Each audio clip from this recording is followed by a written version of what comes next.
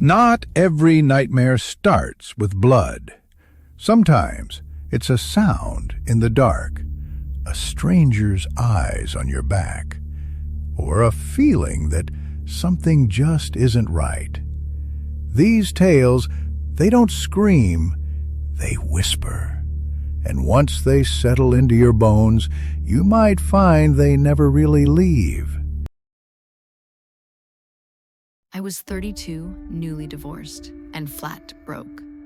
When the lease ran out on my overpriced apartment, I took the only thing I could afford, a rundown rental house just outside of town. Overgrown yard, peeling paint, that weird old basement smell. But it backed onto dense woods, no neighbors, no traffic, just trees. The world felt like it ended at the fence. After everything I'd been through, it felt like peace. The back deck was raised, about 2 feet off the ground, with loose lattice nailed around the bottom. I remember thinking, if I were a raccoon, that's exactly where I'd sleep. That first week, I started a ritual. Get home, microwave junk food, pour a double whiskey, sit out on the deck and zone out. Earbuds in, music low. Sometimes I scrolled, sometimes I just watched the trees disappear into the dark. On a Wednesday, just past 11, the playlist shifted to something ambient. And then I heard it, creak. I paused the music. It came from beneath me. Creak. Shift. Slow. Heavy. Like someone crawling. I stood abruptly. My chair scraped back loud. The sound stopped. I stomped on the deck. Silence. Told myself it was probably nothing. Locked up tight and went to bed. But I didn't sleep much. Next morning, I checked under the deck with a flashlight. Just leaves and spider webs. I laughed it off. Told myself it was wind or nerves. But 2 nights later, it happened again. Same time, same pressure. This time, I didn't move. I just sat, frozen, my drink untouched, heart thudding. I could feel it beneath me, someone shifting their weight. Quiet, controlled. I went inside without a word, locked everything, slept on the floor with a kitchen knife under my pillow. In the morning, I found faint drag marks near the edge of the deck. Nothing clear, but enough to put a pit in my stomach. I stopped going outside at night after that, but the habit of checking the windows stuck. That Saturday morning, brushing my teeth upstairs, I glanced into the backyard and I saw it.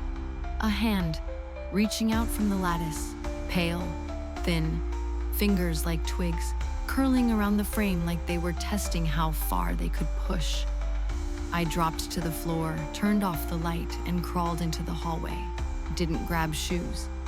I opened the bedroom window, climbed out barefoot, hit the grass hard, and ran until I saw streetlights. Called 911 from the gas station. The police arrived fast. They searched the property and crawled under the deck. What they found wasn't just weird. It was horrifying. A sleeping bag, a tarp, a jug of water, energy bar wrappers, a screwdriver, a stained duffel bag, and a notebook. Not some random diary, a surveillance log, page after page, obsessively detailed, all about me, my name, my job, what time I left, what I ate, what I drank, how long I stayed outside, where I sat, what songs I listened to. It was like reading someone else's biography of my life, and it had been written from underneath me. One page was labeled Roofline View. It had a sketch of my house and a nearby tree. I hadn't thought twice about the low branch before. Another page tracked times with lights off, probable sleep, all marked with checkboxes. This wasn't a squatter. This was someone with intent, planning, discipline.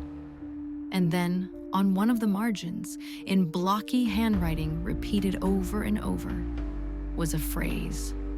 4 words that still make my skin crawl when I think about them. So close, so quiet, so perfect. They never found him. No ID, no fingerprints in any system, no missing person reports. He vanished, like he'd just dissolved into the trees. The landlord had the deck sealed off with plywood. I broke the lease and left before the week was over. Found a studio apartment with no yard, no trees, just pavement and parking lots. It was ugly, loud, but I slept better. I haven't sat outside at night since. Haven't sipped whiskey under the stars. I still listen to music, but only inside with all the windows shut. I don't go barefoot anymore, and I keep a baseball bat beside the bed, just in case. But sometimes when the house is still and the music's playing soft, I swear I hear it again. That creak, that shift, that subtle pressure on the floorboards. And I wonder, how long had he been there before I ever noticed? How long was I talking, laughing, breathing, right above someone watching me through the gaps in the wood? I'm 27, live alone in a 2-level townhouse in a pretty quiet development. The kind where every driveway looks the same and you nod to your neighbors but never actually talk to them.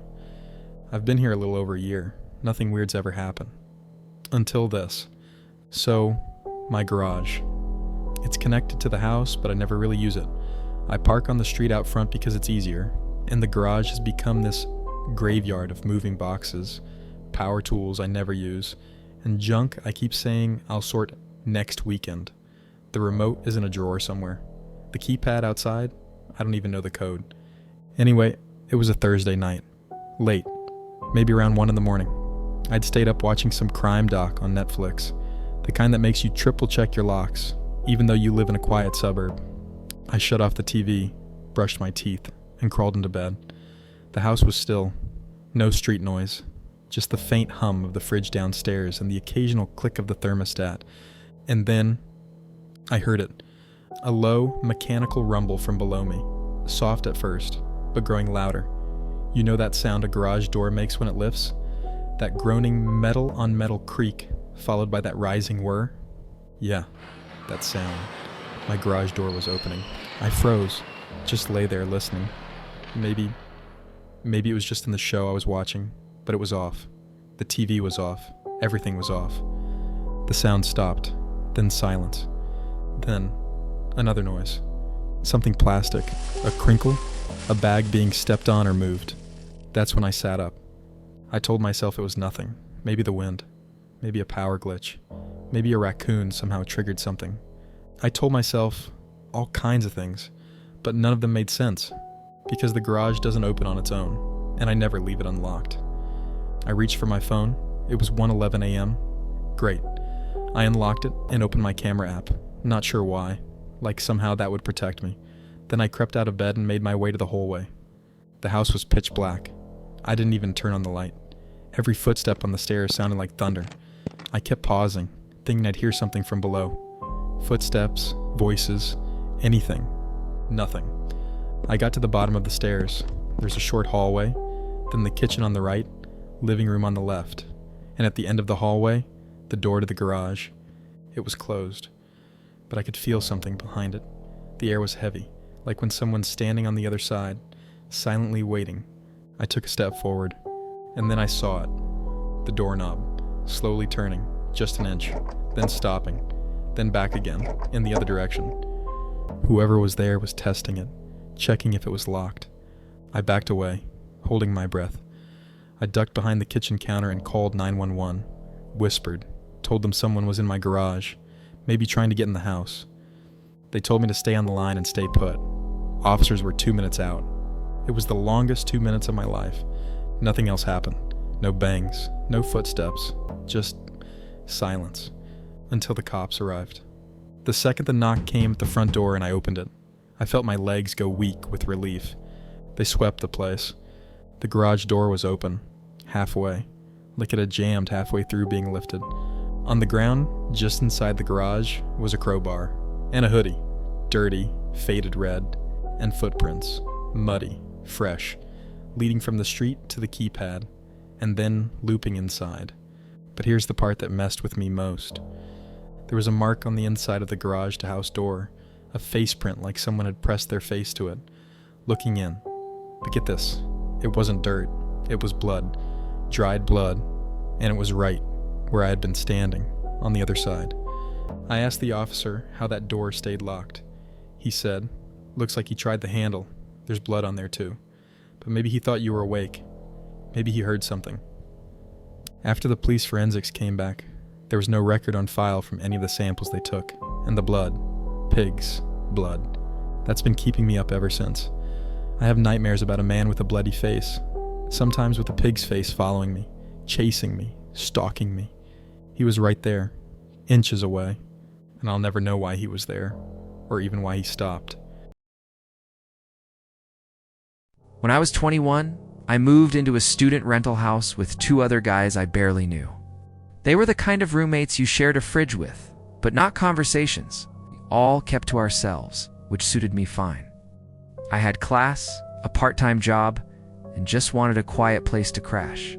The house itself was ancient. It leaned slightly to one side, like it was tired of standing.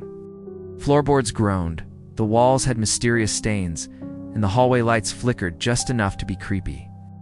The kitchen had a pantry at the far end, one of those narrow closets with sagging wire shelves, and a rickety wooden door that never closed properly. It creaked loudly every time you touched it, and even louder if you tried to force it shut. It was one of those features you just accepted. The pantry door lived its own life. You pushed it shut, it popped open again 10 minutes later. I eventually stopped thinking about it. That Friday, both roommates were gone. One had gone home for the weekend, the other was off on some camping trip.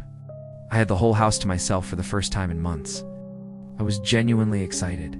I ordered takeout, cracked a beer, and threw on a dumb movie. Around 10 p.m., I got up to grab a fork and noticed the pantry door was cracked open, maybe 4 inches. Nothing unusual. I'd seen it like that 100 times. Still, I pushed it closed with a little more force than usual. Heard the latch click. All good. An hour later, I went to throw away the empty food container, and the pantry door was open again. Same 4-inch gap. This time I paused. I knew I'd latched it. I even replayed the sound of it in my mind. Still, I chalked it up to the shitty wood frame and closed it again.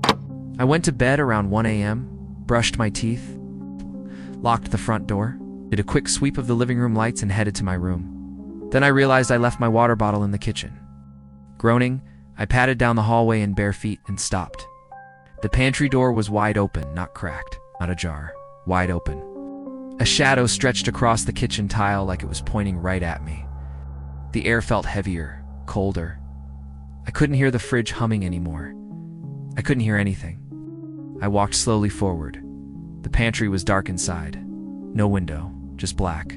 I reached out and flicked the kitchen light on. Still nothing there. Just cans of beans, dusty cereal boxes, bags of rice. But I was shaking. Then I saw it. The bottom shelf. Empty.